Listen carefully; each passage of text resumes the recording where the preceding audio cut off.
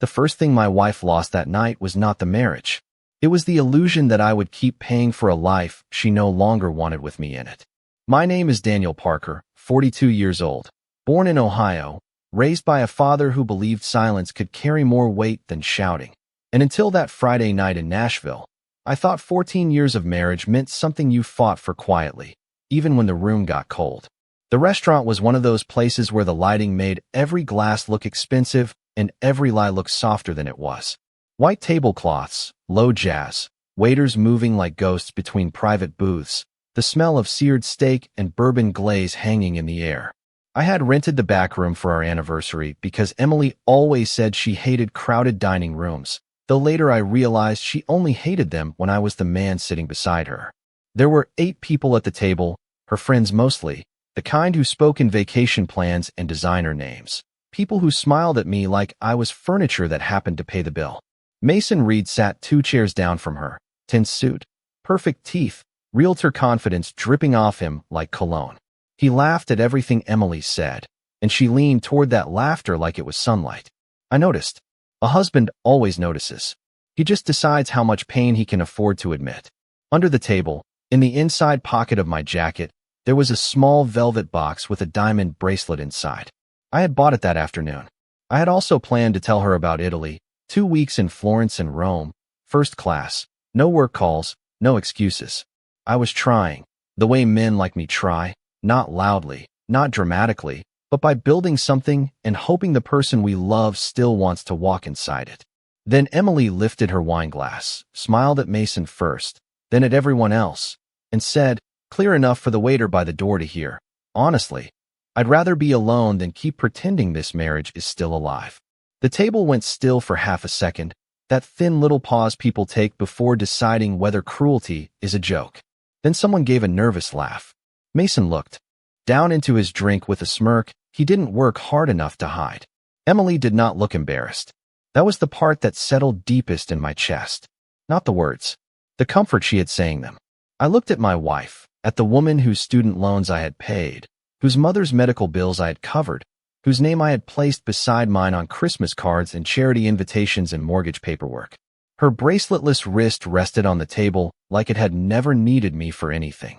My hand found my wedding ring. I twisted it once, slow, calm, almost polite. Inside, something old and loyal stepped back from the edge. I did not raise my voice. I did not ask her to explain. I simply slid the ring off, placed it on the folded white napkin between us, and watched her smile fade by 1 inch. Are you sure, Emily? I asked. She tilted her chin, still performing for the room. More than anything, she said. So I nodded, stood up, and buttoned my jacket. Then I'll make you single before dessert. The room went quiet enough for me to hear the ice shifting in Mason Reed's glass.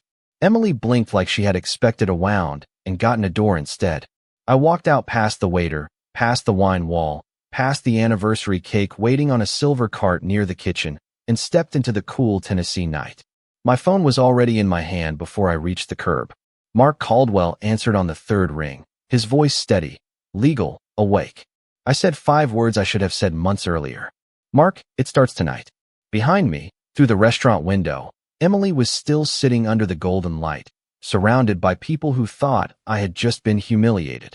What they did not know was that humiliation only works when a man still needs permission to leave. I did not. And by midnight, Emily Parker was going to learn the difference between being alone and being unsupported. By the time my truck rolled out of the restaurant parking lot, the bracelet was still in my jacket pocket, untouched, useless, heavier than it should have been. I drove through Nashville with the windows up and the radio off, passing honky-tonk lights and laughing strangers who had no idea life could split open quietly 2 blocks away. That was the thing about Emily. She loved the polished version of everything, the private dining rooms, the lake weekends, the charity galas where photographers caught her best side. She loved the last name Parker when it opened doors, but she had stopped looking at the man who carried it. I was not born into any of that. I grew up outside Toledo in a house where the furnace worked when it felt like it, and my father measured respect by whether a man showed up before sunrise. At 19, I loaded freight in a warehouse for $12 an hour. At 26, I bought my first used box truck with 180,000 miles on it and a transmission that complained on hills. I drove nights, fixed brakes on weekends, slept 4 hours, and learned every loading dock from Cincinnati to Memphis. Parker Regional Logistics did not appear because I was lucky. It came one invoice, one frozen morning, one paid employee at a time. By the time I married Emily, I had 3 trucks, a rented office, and more debt than furniture. She knew that version of me. She ate grocery store rotisserie chicken with me on moving boxes. She wore a simple white dress at the courthouse because we said the marriage mattered more than the room. Back then, she looked at my tired hands like they were proof of something good. For a while, I believed we were building the same life. Then the money started arriving steady enough to soften the edges. The office became a warehouse. 3 trucks became 47. The rented house became 5 bedrooms in Brentwood with a stone driveway and a kitchen Emily redesigned twice. I paid off her student loans the same week I hired my first dispatcher. When her father passed, I covered the funeral and never mentioned the cost. When her mother needed surgery in Knoxville, I paid the hospital before Emily finished crying in the hallway. That was love to me. Not speeches, not pictures, just making sure the people under your roof never had to beg the world for mercy. But comfort changes some people. Slowly at first. A comment about my work boots by the back door. A joke about how I always smelled like diesel and printer toner. A sigh when I chose a quiet night over another rooftop party. She started calling me reliable in the same tone people use for old appliances. Then predictable. Then boring. The word boring showed up more often after Mason Reed came back into her circle. He sold luxury homes, wore watches too shiny for daylight, and talked like every sentence had a commission attached. Emily laughed around him in a way I had not heard at home in years. I told myself not to be small. I told myself a secure man does not chase shadows. But marriage has weather patterns, and ours had been cold long before that anniversary dinner. I just kept paying the heating bill, hoping warmth would return. The first time I understood Emily was no longer my wife in the way that mattered. She was standing in our kitchen on a Sunday morning, scrolling through vacation rentals in Scottsdale, while I was reviewing payroll for 47 employees.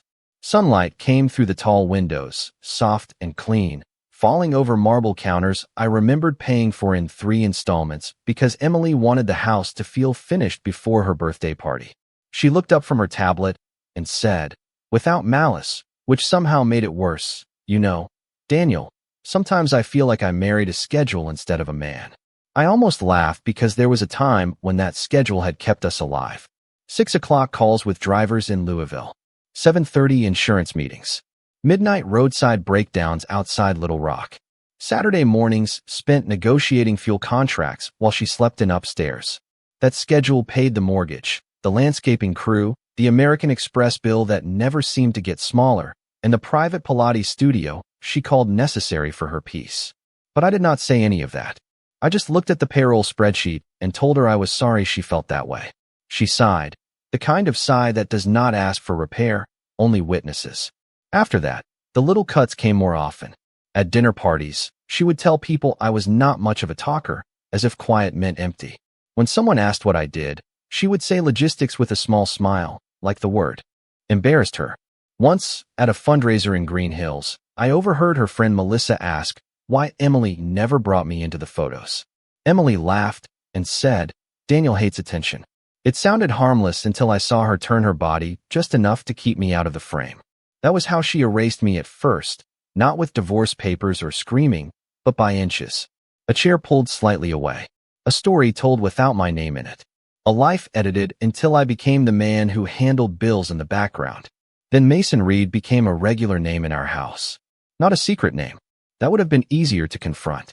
No, she said it openly, casually, like daring me to object and prove I was insecure. Mason found this new wine bar. Mason says the market in Franklin is exploding. Mason thinks I should stop limiting myself. That last one stayed with me. Stop limiting myself. I looked across the table at the woman wearing a bracelet I bought in Aspen, sitting under a chandelier she picked from a catalog thicker than a Bible, and wondered what part of her life still felt limited. I began noticing her phone turned face down. New passwords on old accounts. Lunches that stretched into late afternoons. She bought clothes that looked less like comfort and more like an announcement. I never accused her because accusation without proof is just pain looking for somewhere to land. Instead, I watched. Quietly. Carefully. The way my father taught me to check a fence line after a storm. Not because you expect every post to be broken, but because one loose post is enough to lose everything. One night, while Emily was in the shower, her tablet lit up on the nightstand. I did not touch it at first. I stood there with a clean towel in my hand, staring at Mason's name glowing on the screen like a warning light on a dashboard. The message preview was short. Once you are free, you will finally live the life you were supposed to. I felt something inside me settle, not break. Breaking is loud. This was quieter. This was a door closing somewhere deep in the house. I placed the towel on the bed, walked into my office, and opened a folder on my computer. I named it Alone. Then I saved the first screenshot, not because I wanted revenge, but because I had finally accepted that love without respect is only a payment plan for your own humiliation. The folder called Alone did not stay empty for long. Over the next 6 weeks, it filled itself with the kind of quiet facts that do not shout, do not beg, and do not care how beautiful someone looks while lying. There were screenshots of messages where Mason told Emily she had outgrown her life, and she answered like a woman already packing her heart before her closet. There were credit card statements from afternoons she claimed were charity committee meetings, restaurant receipts from Franklin, boutique hotel lobby charges she explained as spa deposits, and one email chain with a divorce attorney downtown that she forgot to delete from our shared printer queue. That was the email that made my hands go still on my desk. Not because she wanted out. A person can leave a marriage. That hurts, but it is honest if done clean. What froze the room around me was the spreadsheet attached beneath it. Assets to pursue. Lifestyle support.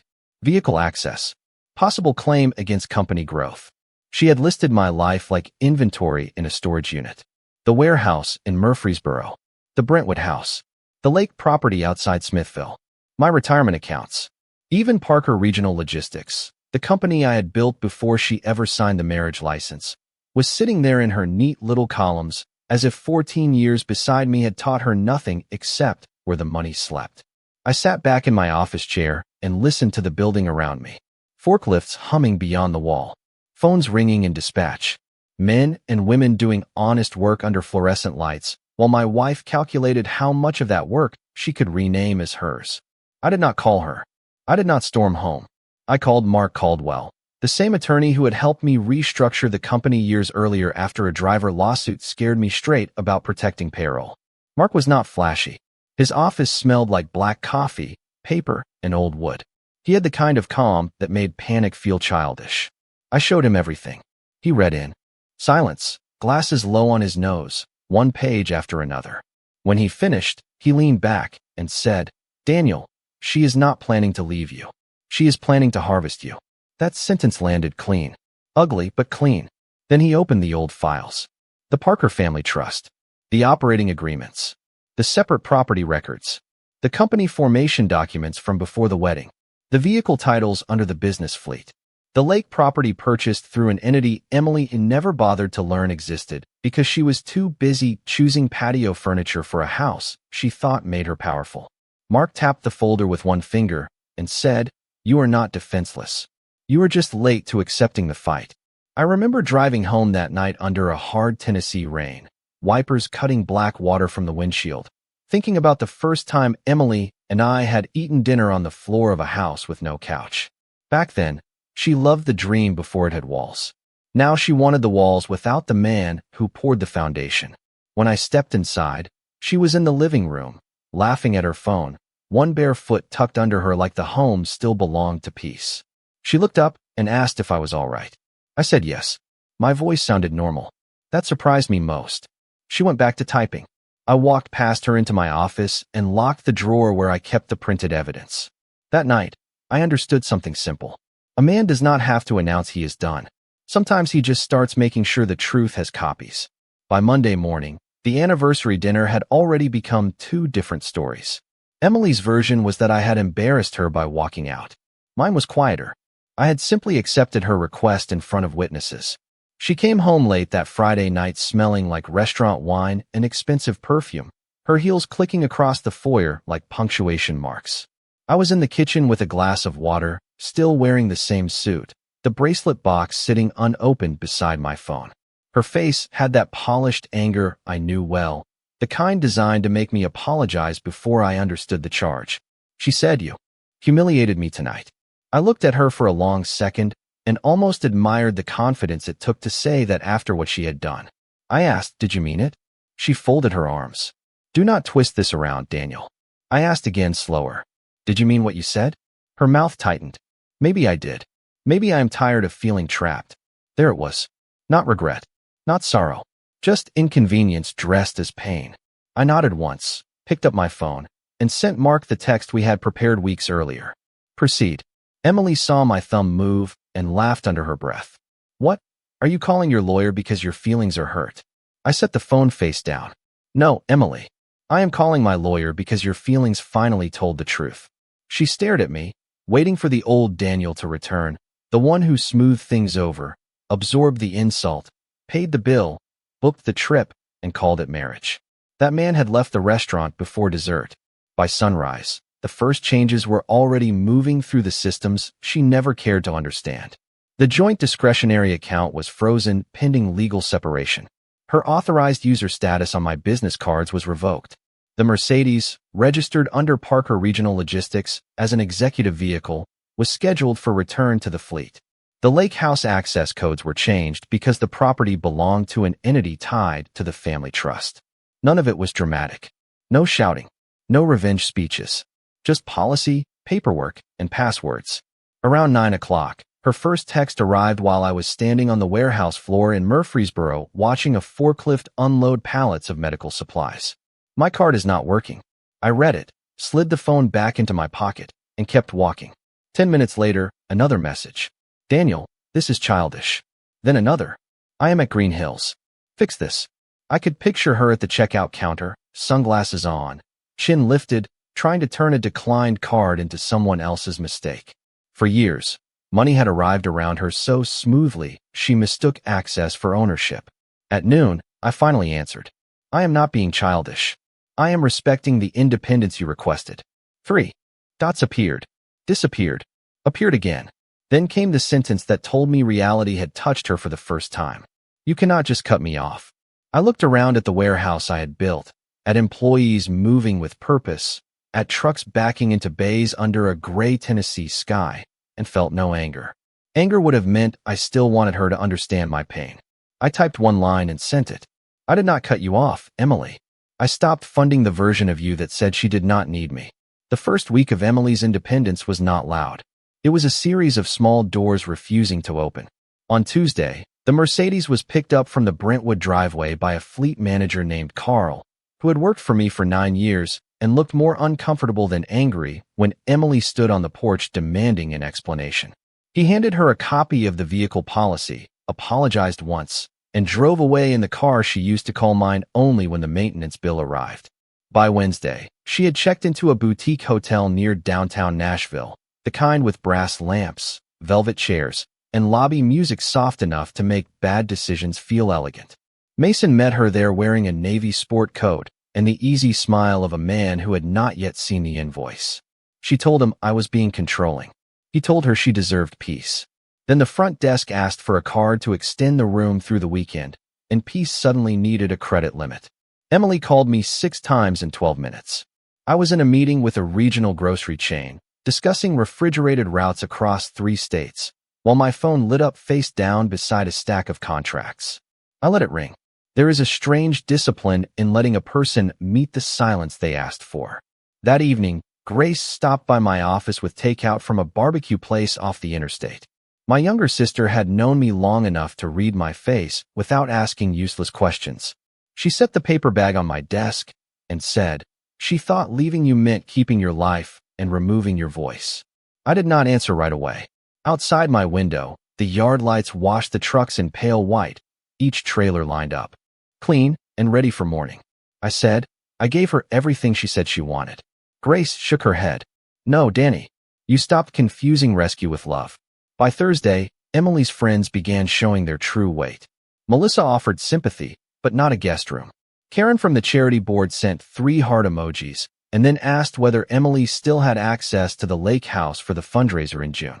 2 women who had clapped at the idea of freedom suddenly became busy when freedom needed a couch. Mason lasted until the hotel declined the second card. After that, his messages changed from warm paragraphs to short weather reports. Crazy week. Tied up with clients. Let us talk soon. I knew because Emily forwarded them to me by accident during one of her long messages about how I was ruining her reputation. That was another thing she did not understand. Reputation is not ruined when people learn you have less. It is revealed when they discover what you were standing on. On Friday afternoon, Mark called to say Emily's attorney had requested temporary support, continued vehicle access, and emergency use of the Brentwood home. He sounded almost bored, which was how I knew the paperwork was strong. I asked him what happened next. He said, "Next, she learns the difference between lifestyle and entitlement." I looked at the unopened bracelet box still sitting in my desk drawer, its velvet edges catching the fluorescent light. A week earlier, I had thought that gift might save something. Now it looked like evidence from another man's life. I closed the drawer and locked it. Across town, Emily was learning what single felt like when no one was assigned to soften the landing. The mediation room was smaller than Emily expected, and that mattered. People imagine legal battles happening under carved ceilings with a judge looking down like thunder, but most lives change in plain rooms with beige walls, weak coffee, and a conference table that shows every nervous tap of a finger. Emily arrived 20 minutes late wearing a cream blazer I recognized from a shopping trip in Chicago, her hair perfect, her expression sharpened into something she probably practiced in the mirror. Her attorney, a young man with a leather briefcase and too much confidence for a Tuesday morning, sat beside her and opened with words like marital lifestyle, contribution, dependency, and fairness. Emily stared straight ahead while he spoke, chin lifted, as if the right vocabulary could turn access into ownership. I sat across from her with Mark Caldwell on my left and a yellow legal pad in front of me. I had written only one sentence at the top of the page. Stay calm. Mark let them talk for nearly 15 minutes. They wanted temporary support, continued use of the Brentwood home, return of the Mercedes, access to the lake property, and a claim against the increased value of Parker Regional Logistics. Emily added, in a voice soft enough to pretend it was wounded, "I gave Daniel the best years of my life." Mark looked at her, then at her attorney, and said, "Then we should be precise about what those years actually built." He opened the first folder. Company formation documents, dated 3 years before the marriage. Operating agreements showing separate ownership. Payroll records. Business loan guarantees signed only by me. Reinvestment schedules. Fleet titles. Then came the Parker Family Trust, established after my father died, funded through assets Emily had never touched, managed by trustees whose names made her attorney stop smiling. The Brentwood house was not the simple prize she imagined. The lake property was not a weekend toy. The Mercedes was not a gift with emotional meaning. It was a depreciating business asset assigned for convenience and revoked under policy. Mark did not raise his voice once. He did not need to. Paper has a way of speaking clearly when people have spent years lying in softer tones. Emily's attorney flipped pages faster now, looking for a crack, a loose hinge, anything to pull open. Mark slid over the debt summary next. Personal luxury charges. Boutique travel, designer purchases, private memberships, payments made from accounts I funded, not accounts she earned. Then he placed the screenshot packet on the table, not the personal messages first, the planning documents, the asset spreadsheet, the email chain with her attorney, the timeline where she had discussed leaving while still using my name to secure invitations, credit, and status. Emily's face changed in stages. Annoyance became focus. Focus became calculation. Calculation became something close to fear, though she tried to hide it behind a sip of water. She looked at me for the first time that morning, really looked, and I saw the question forming behind her eyes. "How much do you know?" I did not answer because she had not spoken it, and because silence was the one language she had taught me to master. Mark folded his hands and said, "Mrs. Parker is free to pursue independence. Mr. Parker will not finance the illusion that independence includes his protected assets." The room went still. Outside the window, downtown Nashville moved on like nothing had happened. Cars passed. A delivery truck backed into an alley. Somewhere, a phone rang. Emily stared at the documents in front of her, and for the first time since the restaurant, she looked less like a woman escaping a cage and more like someone realizing the door she kicked open let outside in winter.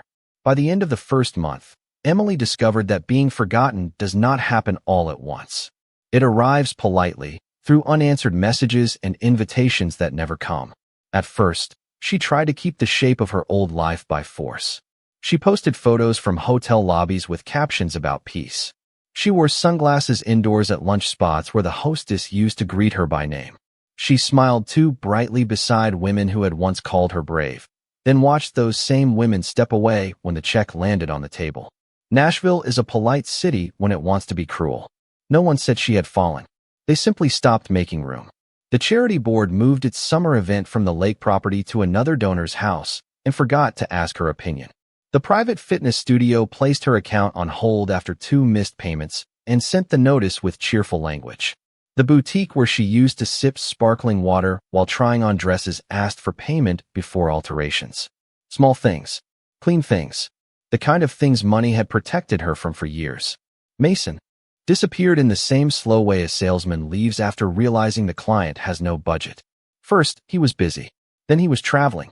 Then a photo appeared online of him at a rooftop opening with a younger woman in a red dress, his hand resting at her back, his smile as polished as ever. Emily sent me the photo at 11:31 that night with one sentence.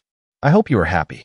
I looked at the screen in my apartment above the temporary office near Murfreesboro, where I had moved while the Brentwood house was prepared for sale. There were moving boxes against the wall, a single lamp beside the couch, and a paper plate from a late dinner on the coffee table. It was not glamorous. It was quiet. That was enough. I did not answer. Some messages are not questions. They are hooks thrown by people who finally feel the depth beneath them. Grace told me Emily had moved into her mother's townhouse in Knoxville by the second month. 2 suitcases, no Mercedes, no lake weekends, no committee meetings. Just a small upstairs room with beige carpet and a window facing the neighbor's fence. I did not celebrate it. That surprises people when I tell this part. They expect satisfaction to feel like fireworks. It did not. It felt like closing a business account that had been draining money for years. Necessary. Sad in a distant way, but clean. The Brentwood house sold faster than expected to a family from Atlanta with 3 kids and a golden retriever. On the final walkthrough, I stood in the empty kitchen and listened to my footsteps echo off the walls. This was where Emily once said I felt like a schedule instead of a man. This was where I had learned to swallow sentences until they turned into strategy. I placed the old anniversary bracelet box on the counter for a moment, then picked it back up and slipped it into my coat. Not as a keepsake, as a reminder that love without respect can make a fool out of even a careful man. That afternoon, I signed the sale papers, drove to the warehouse, and approved the lease for our new Louisville branch. While Emily was being removed from guest lists, I was adding loading docks, payroll slots, and routes across Kentucky. Life did not explode after her. It expanded, and that was the part she never saw coming. The opposite of love was not hatred. It was momentum without her name attached. 6 months later, I was standing inside the new Louisville branch, watching the first trucks pull into the yard under a pale morning sky, when my phone buzzed with a call from the front desk in Murfreesboro. The receptionist sounded careful. "Mr. Parker, there is someone here asking for you. She says it is personal." I already knew before she said the name. Some people leave your life, but their timing still carries a familiar weight. I opened the security feed on my laptop. Emily stood in the lobby wearing a gray coat I had never seen before, her hair pulled back without the old shine, one hand wrapped around a paper coffee cup like it was keeping her steady. The lobby lights were bright, honest, unkind. They showed the tiredness around her eyes, the plain purse on her shoulder, the absence of everything she once used as armor. For a moment, I remembered the young woman on the floor of our first apartment, laughing over takeout while rain tapped against the window. Memory is dangerous that way. It walks in wearing the face of someone who no longer exists. I told the receptionist to put her on the lobby phone. A second later, Emily's voice came through my speaker, smaller than I remembered. "Daniel, I just need 5 minutes." I looked through the glass wall at my team moving across the warehouse floor, clipboards in hand, forklifts humming, new routes being built in real time. 5 minutes used to be how she pulled me back into old patterns. 5 minutes became an hour. An hour became an apology I was expected to finance. I said, "You have to." She swallowed. I could hear it. I made a mistake. I thought I wanted freedom, but I was angry, and Mason filled my head with things, and my friends kept telling me I deserved more. Her voice trembled on the word deserved. I waited because silence has a way of making people meet their own sentences. She continued, I do not want this life. I do not want to be alone like this. There it was. Not alone as an idea. Not alone as a speech over wine. Alone as a room with no applause. Alone as bills, quiet weekends, declined invitations, and a mother downstairs asking how long this phase would last. I looked at her on the screen and felt the last thread loosen. Not snap, just loosen. I said, Emily, you are not alone like this because of Mason. You are alone like this because you believed love was a cage as long as someone else paid for the walls. She covered her mouth, and for a second I thought she might cry. Years ago, that would have moved me across states. That morning, it only made me lower my voice. You told me what you wanted in a room full of people. I respected it. She shook her head. I did not understand what I was losing. No, I said. You understood exactly what you thought you were losing. You just never counted what I was carrying. The lobby went still around her. Behind me, one of my managers knocked once on the glass and pointed toward the loading schedule. Life was calling from the side that still needed me. Emily whispered, Can we talk in person? I looked at the woman on the screen, then at the warehouse beyond my door, at the future moving without asking permission. No, I said gently. There is nothing left to negotiate. I ended the call before cruelty could become conversation. On the feed, she stood there for a few seconds, holding the dead receiver, waiting for the door to open the way it always had. It did not. Then she set it down and walked out into the morning light, smaller with every step, until the camera lost her at the edge of the parking lot. I closed the laptop, picked up the Louisville route binder, and walked back to work. People think revenge is making someone suffer. It is not. Sometimes revenge is simply refusing to keep rescuing the person who mistook your devotion for weakness. Emily wanted a life without me in it, and in the end, that is exactly what she got. Single was her choice. Broke was the math. Forgotten was the peace I finally gave myself.